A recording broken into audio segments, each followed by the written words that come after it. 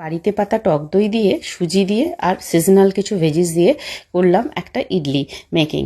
তো প্রথমে এই টক দই আর সুজিটাতে একটু নুন দিয়ে মেখে রাখলাম, আর সিজনাল যা সবজি আমি হাতের কাছে পেয়েছি আর তার সাথে একটু কাঁচা লঙ্কা বাটা ওতে মিশিয়ে দিলাম পেঁয়াজ কুচি, গাজর, ক্যাপসিকাম, টমেটো, আর তোমরা জানো সবাই আমার বাড়িতে একটু মটরশুঁটি এনে রাখি, সেটা দিয়ে ওটাকে মেখে স্ট্যান্ডিং টাইমে হাফ অ্যান আওয়ার মতো রেখে ইডলি মেকারে একটু সামান্য অয়েল দিয়ে ব্রাশ করে নিলাম।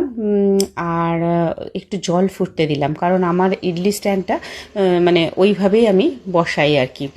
দিয়ে ওই 1 চামচের মতো, ভীষণ ছোট্ট মানে কয়েন শেপের ইডলি মেকার, তো তাই জন্য আমি ওই 1 চামচা থেকে 1.5 চামচের মতন করে দিয়েছি, খুব একটা বিশেষ দিতে হয়নি। দিয়ে আমি 4টে ভরিনি, 3টে মতন করে নিয়েছি স্ট্যান্ড, তাহলে 9 পিস মতো হয়ে যাবে, ওটাই যথেষ্ট বাচ্চাদের ব্রেকফাস্টের জন্য।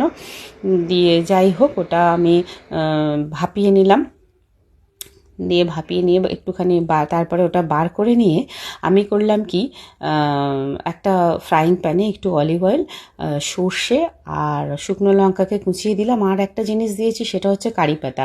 আমি ফ্রেশ কারি পাতা পাই না, তাই আমি যখন পাই অনেকটা এনে রোদে শুকিয়ে রেখে দিই, তাই ওটাকেই বেশ গুঁড়ো করে দিয়ে দিলাম। এই দেখো একটা কারি পাতা গোটা করেছে, ওটাই তোমাদের দেখানোর চেষ্টা করলাম।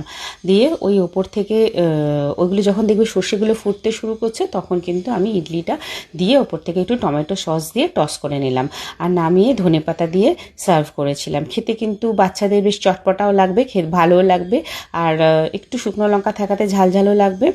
তোমরা জানিও তোমাদের কেমন লাগলো, অবশ্যই কমেন্টস করো। আর বাচ্চাদের তোমরা কি টিফিন বানাও সকালে।